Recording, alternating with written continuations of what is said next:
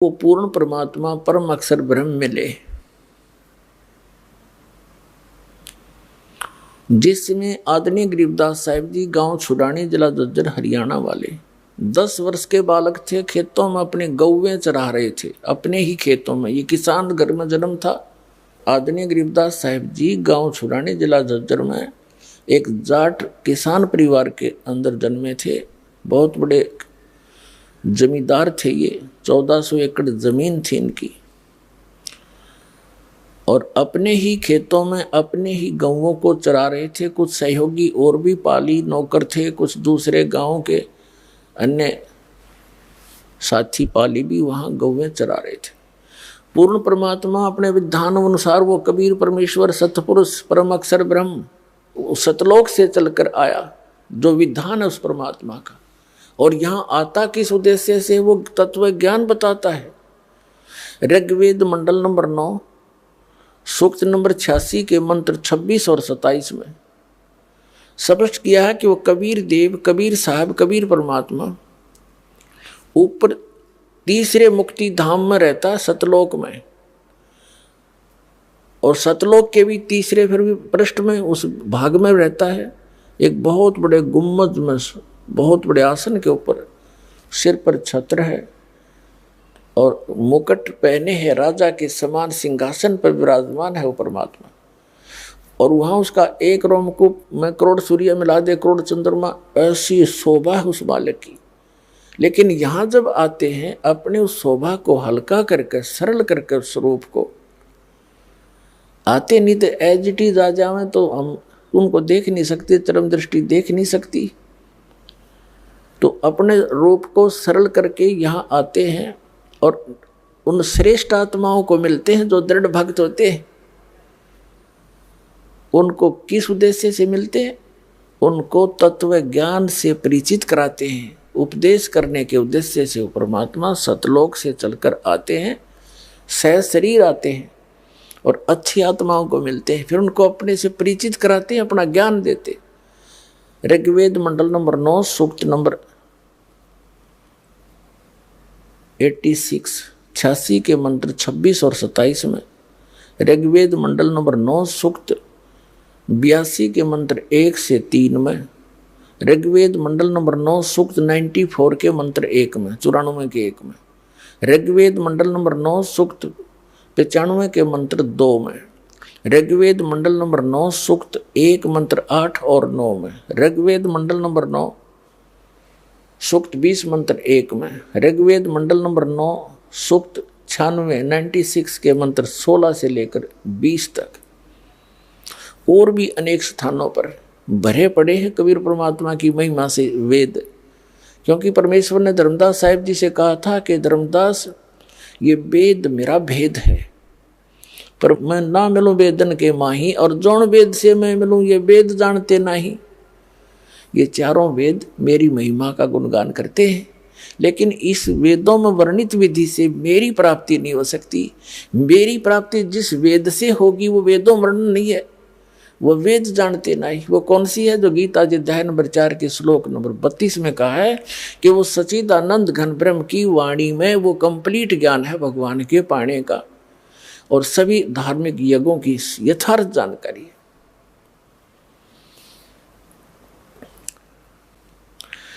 तो वो परमात्मा उस विधान अनुसार अच्छी आत्मा आदरणीय गरीबदास साहिब जी उस नेक आत्मा को मिले, सचखंड लेकर गए, सतलोक दिखाया, सब ब्रह्मांड दिखाए, जहाँ मालिक रहते हैं वो सतिथि दिखाई, वहाँ हंस कैसे रहते हैं, वहाँ कैसी सृष्टि है, वहाँ सदाबहार वृक्ष है, सुंदर सुंदर पहाड़, हीरे पन्नों से जड़े हुए, यहाँ तो पत्थरों के पहाड़, वहाँ हीरे पन्नों के जवाहरातों के पहाड़ हैं, और किसी चीज का अभाव नहीं, वहाँ कोई पदार्थ खराब नहीं होता। जैसे गंगा जैसी दरिया, वहाँ पर अमृत सरोवर भरे पड़े हैं। गंगा जो जल है, गंगा दरिया, ये जल वहाँ से आया सतलोक से। एक एग्जाम्पल दिया दाता ने कि मेरे बच्चे पहचान सके सच्चाई को, कोई ये यदि ये गंगा जल ना होता यहाँ पर, तो ये उदाहरण नहीं दे सकते थे, कि बता नहीं सकते थे हम कि वहाँ पर ऐसे पदार्थ हैं जो कभी खराब नहीं होते हैं। अरे यदि से खराब लोक में भी खराब ना होता गंगा का जल, और वो तो बहुत बेस्ट वातावरण है, बहुत सुंदर एटमॉस्फियर है वहाँ का। तो दूध दही और इनके भंडार भरे रहते हैं वहाँ पर, बहुत बड़े बड़े सरोवर हैं, वो कभी पदार्थ खराब नहीं होते, अमृत सरोवर है। और सदाबहार वृक्ष से बहुत बड़े बड़े आपके मकान खाली पड़े जहाँ से तुम आए थे, ये सत्कर मान लेना, ये कोई बालकों की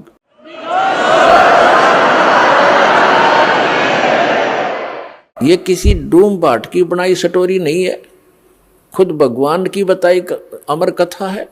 और जिन महापुरुषों ने सचखंड और सतलोक को देखा और आंखों देखा वर्णन उन महापुरुषों ने किया, और ये दास पर जाकर रखी मालिक थे।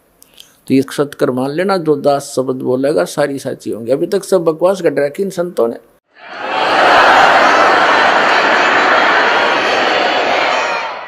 इन कबीर पंथियों को नहीं मालूम, अटपट मारते हैं। सतलोक में प्रकाश ही प्रकाश है, आत्मा जाकर मिल जाती है। एक आधा थोड़ी सी चतुरता दिखाता है कि उसमें बिंदु टाइप आत्मा मछली की तरह घूमती रहती है, वो प्रकाश ही सतलोक है, वही सतपुरुष है, वही सतनाम है।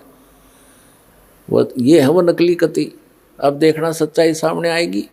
परमात्मा ने कहा था कि 33 अरब ज्ञान हम बोलिया, ज्ञान हम बाखा, और मूल ज्ञान हमने छुपा कर रखा।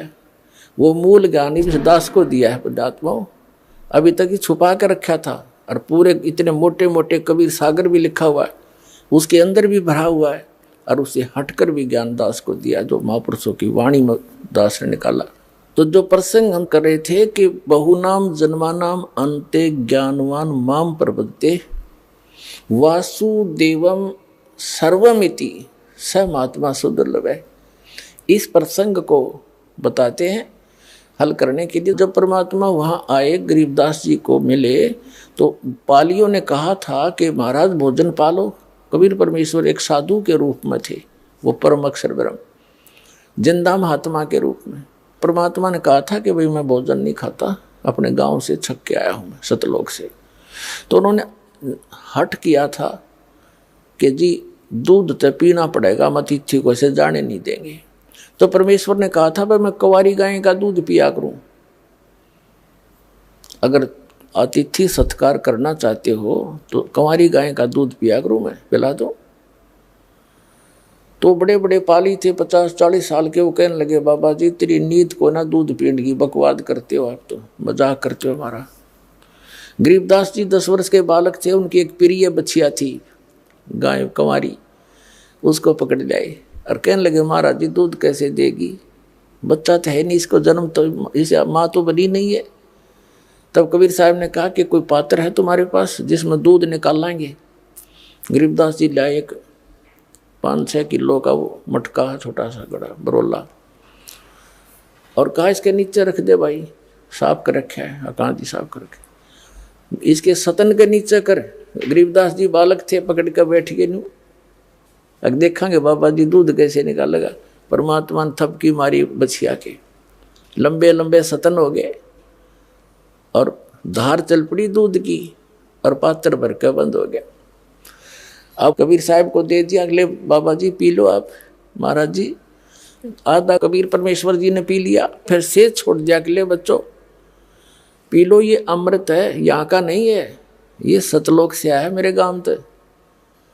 इब और पाली थे, वो तो उठकर चले गए, कहने लगे तू पता नहीं किस जाति का है, और फिर तने क्या बेरा जादू जंतर करके गोछिया कुंवारी बछिया से दूध निकाल दिया, हम ना पीवा तेरे जादू जंत्र के दूध को। वो तो उठकर चले गए, वहाँ से स्थान छोड़ गए जहाँ वो बैठे थे, एक जंडी के नीचे, वो वृक्ष को ही छोड़कर चले गए, दूर जा बैठे।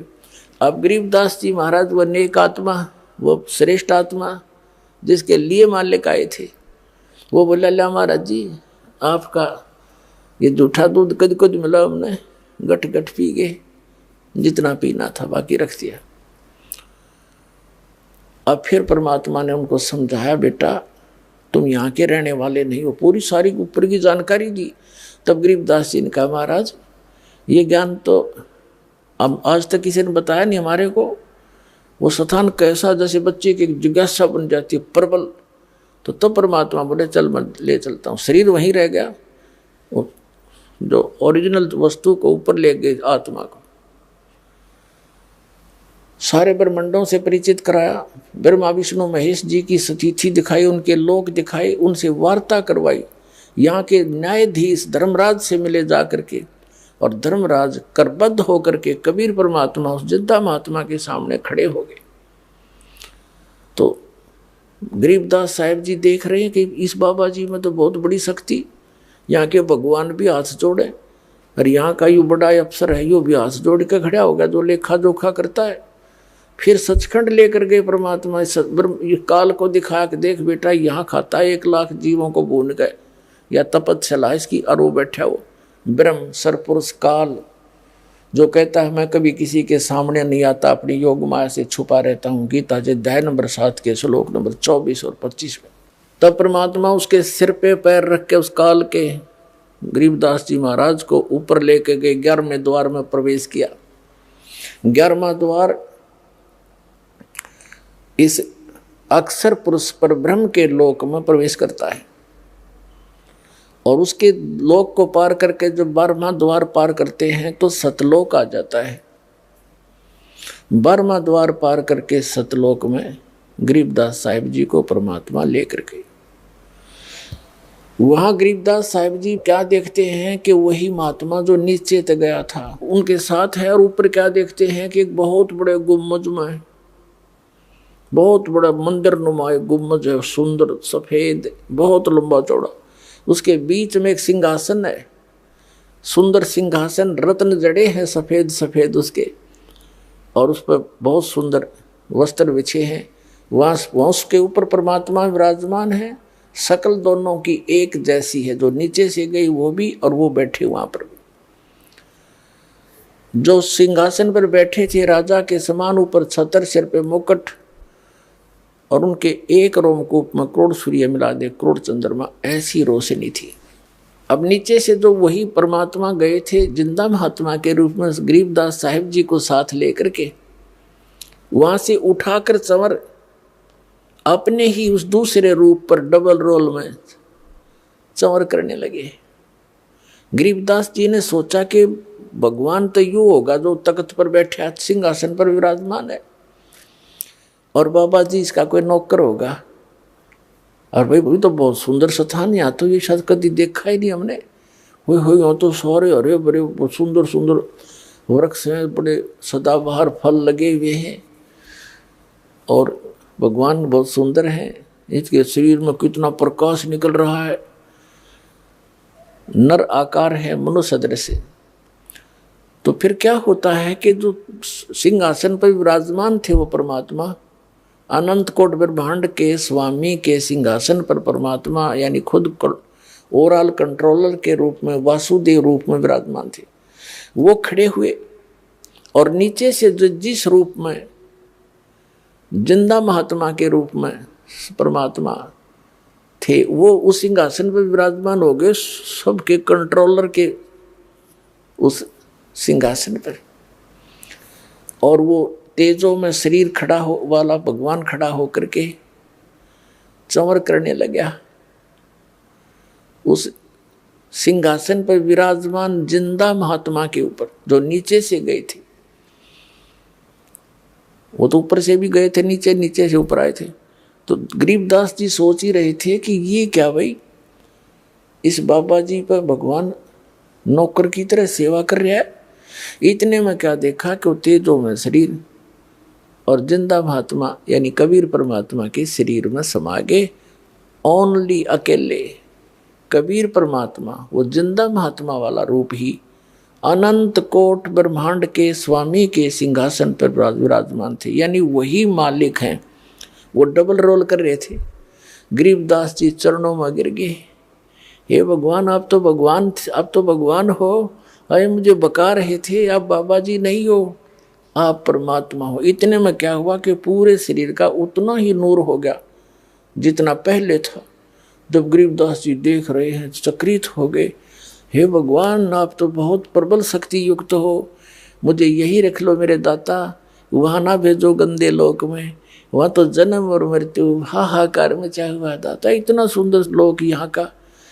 तो परमात्मा ने कहा बेटा तुम वापस जाओ, जब तुम यहाँ थे भक्ति से युक्त थे आप, आप भक्ति युक्त थे, वहां जाके आपने अपनी भक्ति नष्ट कर दी, वो सारा खजाना खत्म कर दिया जो यहां से लेकर गए थे।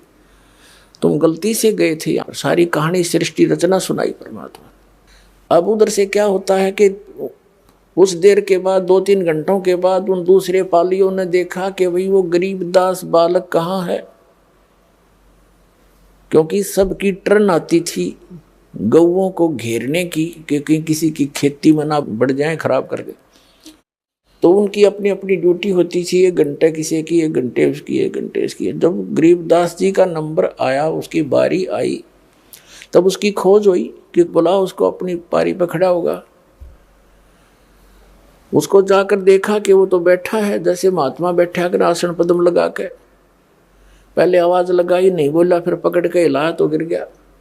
तब उन्होंने देखा है तो मर गया, हाथ पैर फूल गए उनके।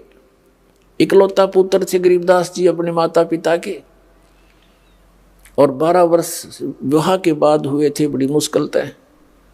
इकलौते पुत्र इतने बड़े जमींदार के, छोटा सा गांव था चुरानी, 40 घर होंगे मुश्किल से होंगे।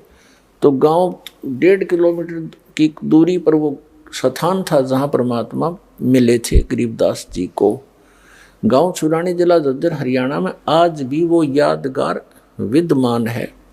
कबलाना गांव से और छुरानी गांव को अब तो पक्की सड़क बन गई, पहले कच्चा रास्ता था।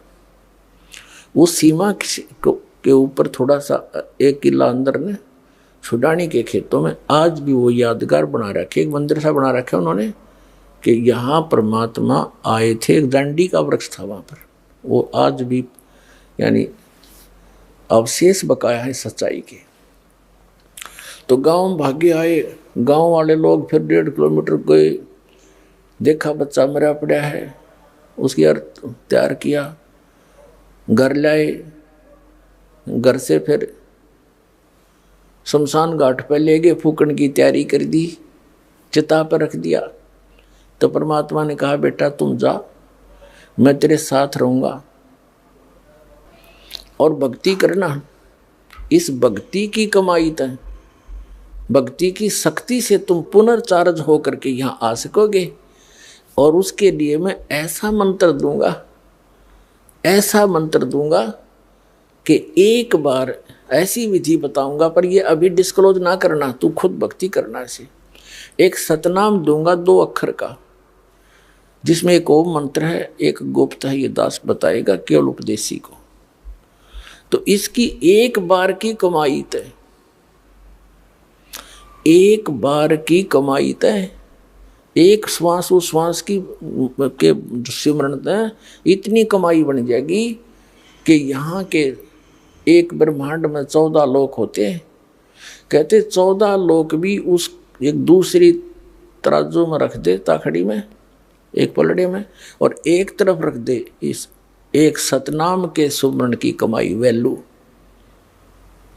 और 3 लोक, ये पृथ्वी लोक और तेरा पाताल और स्वर्ग लोक धर दे पास्यंग, यानी जिसकी कोई खाता ही नहीं किसी, वो तो सौदे में कोनी उस साइड में रख दी जाती है पास्यंग।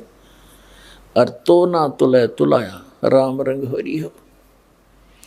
अब गरीबदास जी कहने लगे भगवान जो आपकी आज्ञा, और कहा तुम जाकर समझा जनता को, मेरा गवाह बन बेटा, तेरे भाई बहन वहाँ कितने कष्ट उठा रहे, सारा जीवन खो देते हैं माया के पीछे पेट के लिए, जीविका पूरी नहीं होती उनकी। और यदि वो मेरी भक्ति करे तो उनको जीविका भी सुथरी दूँ, उनको सुख भी दूँ, उनकी आयु भी बढ़ाऊँ, काल को निकट नहीं आने दो बेटा, तुम ये सत्कर मान लेना। तो गरीबदास जी तो आंखों देख चुके थे, धर्मराज जैसे खड़े होकर हाथ जोड़े जिस परम पिता के आगे, 3 औरों की औकात उसके सामने क्या बुनियाद। वो पक्के आंखों देखी परमात्मा की महिमा ग्रहण करके और वापस भेज दी वो आत्मा गरीबदास साहिब जी की। जब चिता में अग्नि लगाने की तैयारी थी, इतने में जो बंधन बांध रखे थे अपने आप टूट गए और हलचल हुई शरीर में, एकदम बैठ गए वो 10 वर्ष के बालक। और जिस लोक से आए थे वो यहाँ था ही नहीं, एकदम वो चौर भौर से हो रहे थे कि मैं कहाँ आ गया। और गरीबदास साहिब जी के अंतःकरण के अंदर परमात्मा ने ये संपूर्ण अध्यात्म ज्ञान भर दिया।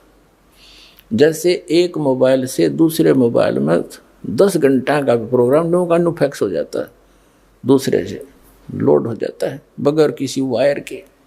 ऐसे परमात्मा ने गरीबदास साहिब जी के अंतःकरण में उनके कंप्यूटर में डाल दिया। अब फिर वो वही कंप्यूटर बोले, जैसे नानक साहिब जी कहते हैं, वो तो भाई जैसे चाहिदा ऐसे बुलाईदा। वो तो जिसको जैसे चाहता है उससे वैसा ही बुलवाता है। तो उस गरीबदास साहिब जी ने खड़ा होकर के जो परमात्मा से प्राप्त ज्ञान को लोकोक्तियों के माध्यम से, दोहों के माध्यम से बोलना शुरू कर दिया। किसी की नहीं सुने, ना न्यू बतावें, सीधे शब्दों में कित गया था, लगे बताने। अनंत कोट ब्रह्मांडे का एक रति नहीं भारे, सतगुरु पुरुष कबीर हैं ये कुल के सिरजनहार। इस तरह लगे वाणी बोलने। तो गांव वालों ने सोचा लड़का पागल हो गया, जीवित तो हो गया पर यो मेंटल हो गया। उनको बावलिया कहने लगे, पागल कहने लगे। शुक्र मनाया घर वालों ने, कुल के लोगों ने, कि कोई बात ना, जैसा भी बांगा बौला पागल है, जीवित तो हो गया। या इसकी माता इस बावड़े ने देख देख कर जी लेगी ना, या बेहोश होगी थी। अब वो कहने का भाव ये है, 2-3 वर्ष बीत गए, 3 वर्ष बीत गए, ऐसे ही वो ये वाणी बोल रहे होते हैं। वो गांव वाले उस बात को समझ नहीं पा रहे, ये बोल क्या रहा है। यो सौदा फिर ना ही संतो, यो सौदा फिर ना ही, ये लोहे के साथ आव जाते काया देश राही। 3 लोक और भवन चतुर्दश सब जग सौदे आही, दुगने दुगने करे चौगने किन्हों मोल गवाई। बच्चा में बैठ कर लाग जाइए बाणी बोलने, बड़े में खड़ा हो वहाँ बोलने लग जाइए बाणी। लेकिन सब कहने लगे मेंटल है, इतना बात करो। अरे मेंटल खुद हम, और कह उस भगवान से परिचित आत्मा को मेंटल। हमारी इतनी संकीर्ण बुद्धि है। 3 वर्ष के बाद एक दादू पंथी संत, आदरणीय दादू साहेब जी को भी परम अक्षर ब्रह्म कबीर देव जी, कबीर साहेब, वो धानक कबीर गरीबदास साहिब जी को बताया था परमात्मा ने कि बेटा मैं 120 वर्ष बनारस में रह के आया हूँ, 120 वर्ष काशी में, और कबीर मेरा नाम है, और वहाँ जुलाहे के नाम से प्रसिद्ध था। मैं जुलाहा मेरा कर्म था, और मैं प्रत्येक युग में एक लीला ऐसी ही करता हूँ कि अपनी पाने के लिए जो क्रियाक्रम उचित है एक भक्त को, और कैसी उसकी रहनी हो, कैसा उसका विचार हो, और कितनी आवश्यकताएं रखे भगत, वो मैं खुद ही पूरी करके आता। एक उदाहरण दे के आता हूँ कि यहाँ घने धन की दौलत की आवश्यकता नहीं। जो भक्ति चाहता है उसने परमात्मा की इच्छा रहनी चाहिए, और जो भगवान से जुड़ गया तो उसको किसी चीज़ का अभाव रहेगा ही नहीं। समय आने पर सारी पूरी करता है। इसलिए हम भगवान को खोज रहे। कहते कल्पे कारण कौन है, कर सेवा निकाम, और मन इच्छा फल देऊंगा जो पड़े मेरे ते काम। जब भगवान के सतर का काम होगा बेटा, न्यू क्यों खड़ा पाऊंगा। तो इस प्रकार सारी कहानी बताई। तो परमात्मा ने गरीबदास साहिब जी को अपनी सारी महिमा बताई थी। इसी प्रकार आदरणीय दादू साहिब जी भी 8-9 वर्ष के थे, 7-8 वर्ष के, और वो बच्चों में खेल रहे थे अपने गांव से बाहर। वहाँ परमात्मा आए इसी प्रकार जिंदा महात्मा के रूप में। उनको भी फिर ऐसे ही ज्ञान सुनाने लगे, और बच्चे तो उठ के चले गए, अकेला रह गए। दादू साहिब जी की आत्मा को भी सचखंड लेकर गए, फिर वापस छोड़ा। 3 दिन तक बेहोश रहे थे दादू जी, 3 दिन और 3 रात, फिर छोड़ा वापस। तो दादू साहिब जी ने भी आंखों देखा हाल उस कबीर परमात्मा का, कलम तोड़ महिमा गाई। तो उस दादू पंथ आगे चल के दादू जी का फिर परंपरा चल पड़ती है, जैसे गरीबदास जी की परंपरा चली हुई है। तो उसमें संत परंपरा भी होती है, महंत परंपरा भी होती है, जिसको नाद और बिंद बोलते हैं। तो नाद परंपरा से गोपाल दास नाम के एक साधु थे दादू जी की परंपरा से, और वो वैश्य थे, जाति के बणिए थे। 60-65 साल की उम्र हो गई थी, घर त्याग चुके थे।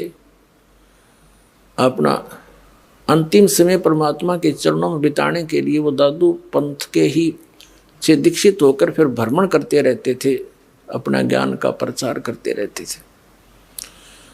और छुड़ानी के अंदर एक व्यक्ति उनका शिष्य था। वो गोपाल दास जी उस छुड़ाने वाले शिष्य के आगे वहाँ पर रुक गए, रुका करते 1-2-4 दिन। तो उस छुड़ाने वाले भक्त ने कहा कि महाराज जी, हमारे एक बहुत बड़े जमींदार का लड़का और ऐसे ऐसे पागल हो गया। सारी कथा सुनाई और बताया महाराज जी कहते हैं संत की विद्या को संत ही कैंसिल कर सकता है। तो उस बच्चे को जादू जंत्र का दूध पिला दिया, मंत्र का, वो पागल हो गया, मर गया था। तो पता नहीं कैसे सांस वापस आ गए। आपकी रजा हो तो कृपा कर दो उसको, वो ठीक हो जा, पागल हो गया। तो उस दादू पंथी संत गोपाल दास ने कहा कि बुलाओ। वो थोड़े बहुत भूत बात झाड़न के झाड़े जाने था। उस व्यक्ति गया वहाँ गरीबदास साहिब जी के घर पे उनके। अब गरीबदास साहिब जी अपने नाना के वहाँ रहा करते थे, छुड़ानी में उनके नानका थे, क्योंकि उनके पिताजी वहाँ घर जमाई रहा करते थे।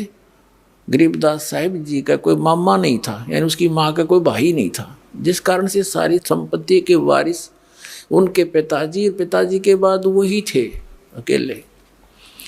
तो उनके नाना जी जीवित थे, बहुत बड़े जागीरदार थे।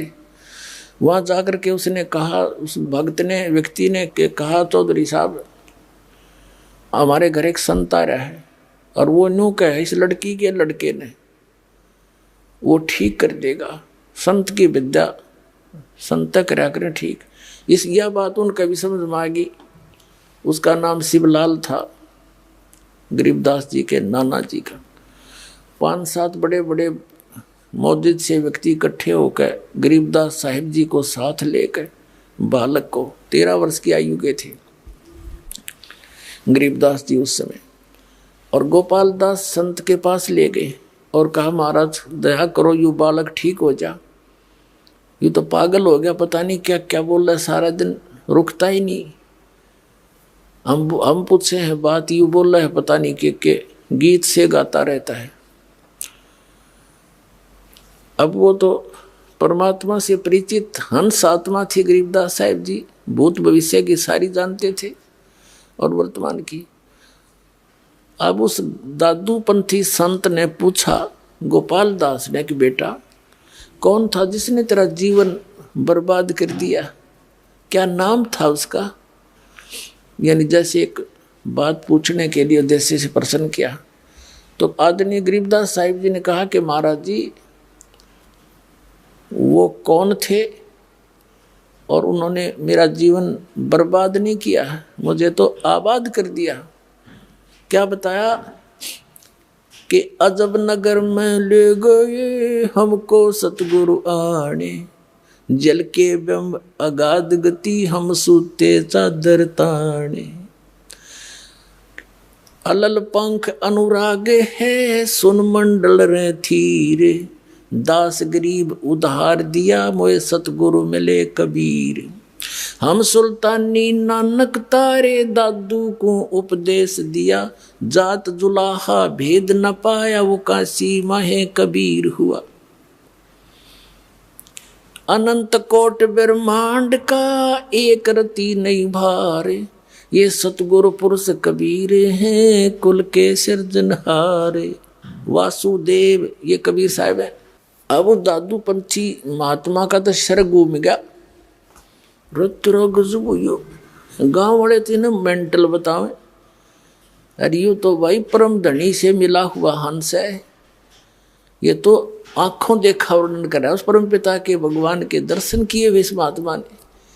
ऐसे संत के तो चरण छूने चाहिए। वो 13 वर्ष के बालक की तरफ और 65-60 साल का वो वृद्ध महात्मा और हाथ जोड़ करने बोला, महाराज ये चरणों में झुक के कि यह वाणी लिखवा दो, अब तो यह अमर वाणी लिखवा दो, कलयुग में जीवों के उद्धार के काम आवेगी दाता।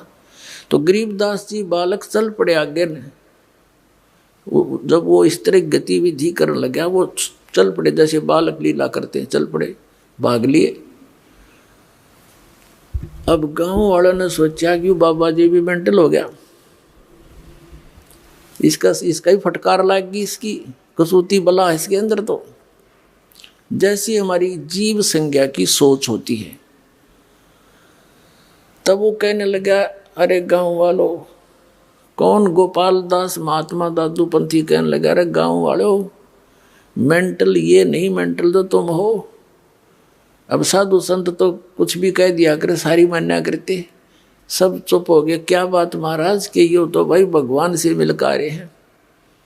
नो क्या करें, तू के नारा राम तो मिलका रहा है, यो तो राम तो मिलका रहा है थारा बच्चा, और भाई तुम हमारे बीच में बोलिए मत ना, तुम अपना काम करो। उन्होंने सोची भाई इनकी बिरनिया के अटपट कर रही महात्मा क्या बात कर रहा है।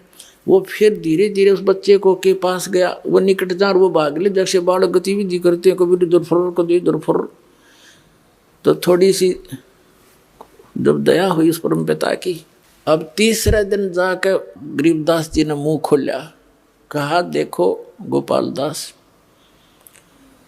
अगर सारी वाणी लिखे तो मैं लिखवाऊंगा, नहीं तो भाई बीच में छोड़ कर जा तो मैं लिखवाऊं नहीं तेरे को।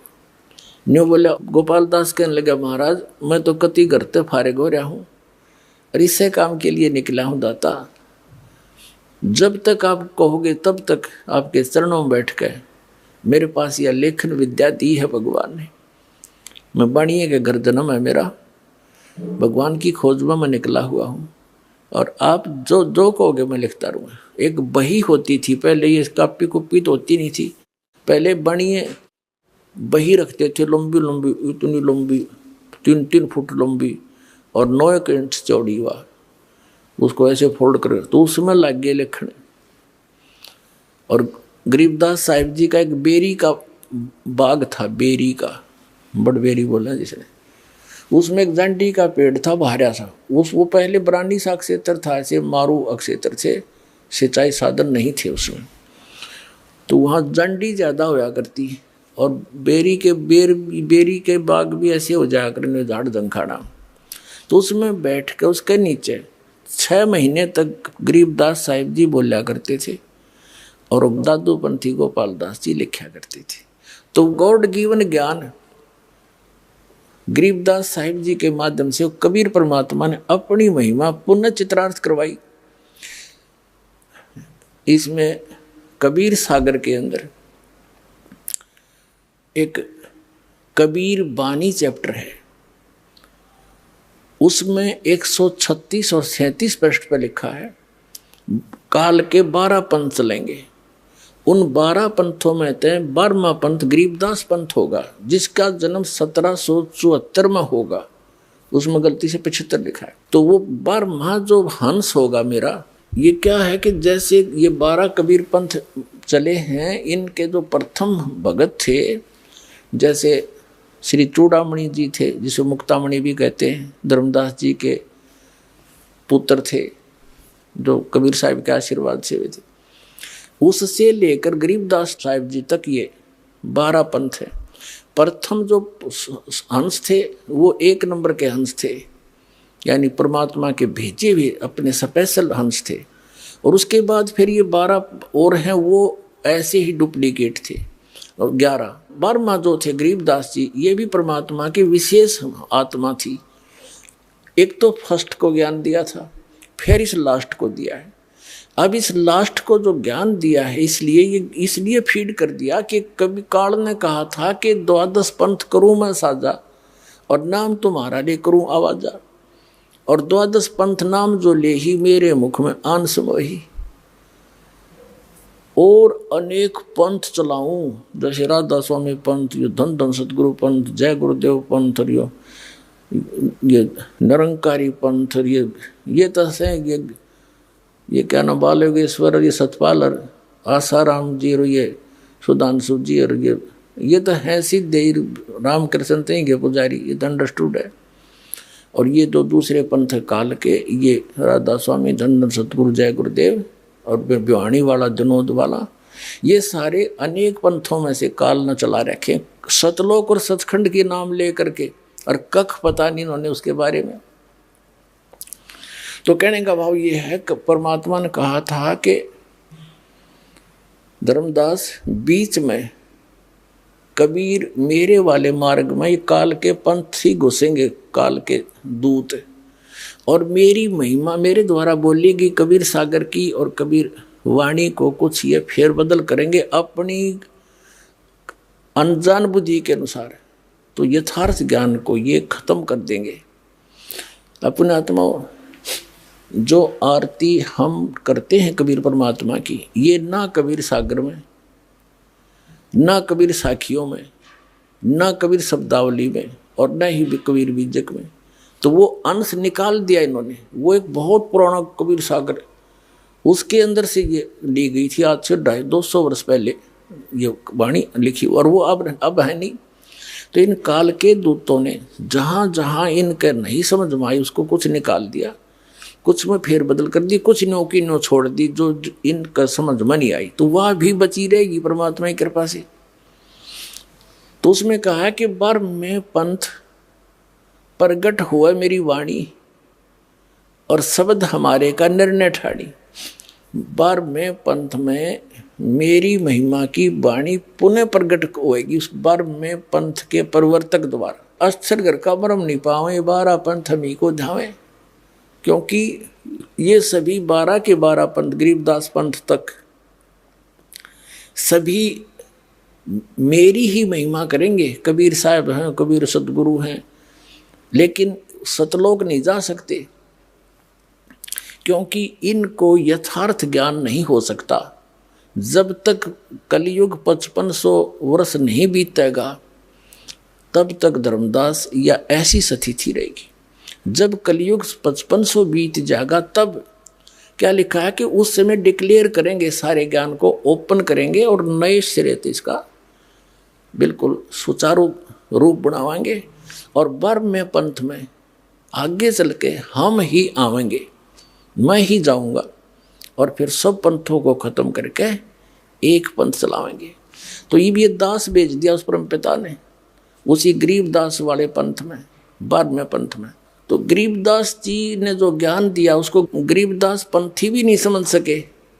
कबीर परमात्मा जी ने जो ज्ञान दिया था कबीर सागर के अंदर, कबीर पंथी नहीं समझ सके। कबीर साहब को सतगुरु बताते हैं, एक संत बताते हैं, और परमात्मा को भिन्न बताते हैं। इन कख दाना परमात्मा को, तो काल के दूत थे सारे, और ये खुद मालिक है। कबीर सागर में लिखा, धर्मदास को जब सतलोक में लेकर गए और जब वापस छोड़ा, तो वहां देखा वही परमात्मा जो नीचे से गए थे वही सिंहासन पर विराजमान थे, अनंत कोट ब्रह्मांड के सिंहासन पर। और वहां पर सब बाग बगीचे, और भगवान के सिर पर मुकुट था, ऊपर छतर था, और सब गाते बजाते गए। सब ने गले में सुंदर हीरे मोतियों की माला पहन रखी थी। सब जो वहाँ भगत पहले मुक्त होकर चले गए या पुराने आदिवासी वहाँ के हैं, तो वहाँ रह रहे थे, सारी विस्तार बता रखा। अरे ये अज्ञानी कबीरपंथी न हो के वहाँ चेतन प्रकाश है, बस उसमें बिंदु टाइप आत्मा घूमती है, और कुछ नौके उसमें जाकर मिल जाती है, बस चेतन प्रकाश में प्रकाश मिल गया, खत्म। तो इन्हें खाक ज्ञान था। तो परमात्मा ने कहा था, बर में पंथ प्रगट हो मम्माणी, और बर में पंथ हम ही चले आवे, आगे चल के उसमें नहीं। क्यों 12 पंथ तक कह दिया कि ये तो स्थिर घर का मर नहीं पावे, और ये 12 पंथ हम ही को जावे। बर में पंथ, फिर आगे जो पंथ चल चुका होगा, जब 5500 वर्ष बीत जाएंगे, तब मैं आऊँगा, भेजूंगा अपना हंस। तब ये ज्ञान, तो ये गरीबदास साहिब जी के द्वारा ये अपनी महिमा की वाणी परमात्मा ने फीड की, और वो गरीबदास साहिब जी ने लिपिबद्ध की, और आज वो हमारे पास उपलब्ध है। एक और बताऊं आपको कथा कि गरीबदास पंथ में दास का अच्छा समय बीता है। सन 1988 से लेकर 1999 तक गरीबदास पंथ में 11 वर्ष दास रहा। उनके खूब महंतों से, संतों से और वहाँ के सब से मिले। तो वहाँ एक विशेषता थी कि ये सख्त हिदायत थी उनको कि गरीबदास जी महाराज ने जो वाणी बोल रखी है, इसमें किसी ने फेरबदल भी कर दी ना, उसको बहुत हानि होगी। एक संत ने ऐसा कर दिया था, कुछ उसमें कुछ ऐसी कड़वी करड़ी बातें लिख रखी थी, उसने निकालने की चेष्टा की थी, उसको अधरंग मार गया। उसका सब का भय हो गया, उन्होंने नहीं मात्रा भी छेड़ी। फिर ये कारण क्या था कि परमात्मा को पता था काल के दूत गड़बड़ फिर कर देंगे, बनी बनाए काम ने बिगाड़ देंगे। ये 200 वर्ष पहले, 125 वर्ष पहले की बात। सन 1727 में परमात्मा मिले थे गरीबदास साहिब जी को, और सन 1730 के अंदर ये वाणी लिपिबद्ध की गई थी। अब लगभग 350 वर्ष हो गए लगभग। तो उस समय यह लिखी गई, तो अभी तक यह कति सुरक्षित थी और यह नो की नो हमारे पास आएगी। यह वाणी प्लस में परमात्मा के द्वारा इस दास को ने जो लीला की दिखाया, जो दिया ज्ञान, वो और इन महापुरुषों की वाणी और सब सदग्रंथों का एक निष्कर्ष निकाल दिया जो अभी करना था। कहते हैं 9 मन सूत उलझिया, ऋषि रहे जखमार, और सतगुरु ईसा सुलझा दे उलझन दूजी बार। इसी कबीर वाणी में, कबीर सागर के अंदर कबीर वाणी चैप्टर है, एक अध्याय है, उसके 134 पृष्ठ पर कहा है 12 तो ये है ही, 13वां वंश आवगा, 13वें वंश में ये 12 वंश है, 12वें वंश प्रगट हो उजियारा, और 13वें वंश मिटे सकल अंधियारा। ये 13वां वंश ये दास है, इस सारा अज्ञान समाप्त कर दिया, प्रत्यक्ष कर दिया अक्षर।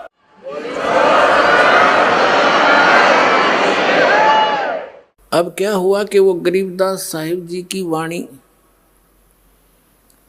ने लिपिबद्ध करवा दी। गरीबदास साहिब जी प्रचार भी करा करते थे, लेकिन ये सतनाम नहीं देते थे किसी को। स्ट्रिक्ट ऑर्डर था, सख्त हिदायत थी परमात्मा की कि धर्मदास मेरी लाख दुहाई, ये सार नाम की दबार ना जाए। सतनाम और सार नाम, मूल ज्ञान बार जो पढ़ी, ये बिचली पीढ़ी हंस नहीं तरी। आप उस बिचली पीढ़ी के बच्चे हो, हंस हो, अच्छी आत्मा हो, जो आपके लिए खजाना सुरक्षित रखा था। और अब ये बैन उठाना था। दाता ने पहले कह रखा है कि उस समय पूरे विश्व को सतनाम दूंगा, तब तक इस सतनाम ने गुप्त रखना नहीं थे, काल के दूता का हाथ लग जाएगा और ये नाम यही देने लग जाएंगे। इनके पास वो अधिकार है नहीं, ये नाम देकर भी व्यर्थ कर देंगे जीवन को उन बच्चों का, मेरे आत्माओं का। तो इसलिए कहा था, गरीबदास साहिब जी को भी कहा था कि इसको तुम जाप करना, अपना कल्याण कराओ, लेकिन अभी नहीं बताना, किसी को देना नहीं। गरीबदास साहिब जी को एक परंपरा ये 2 दास तक आई है। गरीबदास साहिब जी ने आदरणीय शीतलदास साहिब जी, जो गरीबदास जी के तुरंत नाद के शिष्य बने थे वचन के, उनको दिया था और उसको कहा था ये गुप्त रखना ओनली, और समय आने पर हिदायत दी जाएगी तुम्हें, उसको देना। तो ऐसे चलते चलते ये इस दास के पास आया था। मेरे गुरुदेव ने इस दास के अतिरिक्त ये किसी को सार नाम की छींट भी नहीं लगने दी। तो सत्कर मानना, जैसे काल ने चाल चली है तो परमात्मा ने भी इसकी चाल को ऐसे ही काटा है। 100 छल छिद्र मैं करूं अपने जन के काज। तो प्रसंग जो दास आपको क्लियर करना चाह रहा था वो अब प्रारंभ होगा। गरीबदास साहिब जी प्रचार करते थे, ज्ञान सुनाते थे, भक्ति करो भाई, भगवान का नाम लो, परमात्मा की भक्ति करने से लाभ होगा। उनकी वाणी का पाठ उसी के समय में उनके शिष्य करने लग गए थे। हाथ से लिख लिख कर अपने पास लिख लेते थे, किसी से लिखवा लेते थे। जैसे मंगलाचरण और ब्रह्म वेदी जो आप प्रतिदिन नित्य नियम में करते हो, तो एक गरीबदास साहिब जी का चेला शिष्य पंजाब के अंदर चला गया। लुधियाना के पास एक वासियर गांव है, लुधियाना से थोड़ी दूरी पर है, 8-10 किलोमीटर दूर। उस वासियर गांव के बाहर पहले तो पैदल जाया करते थे, कोई रोड राड थे ही नहीं, ना कोई गाड़ियां थी, पैदल वो चलते फिरते जा रहे थे। रास्ते में रात ने वहाँ रुक गए, गर्मियों के मौसम था, एक तालाब के किनारे पर रुक गया।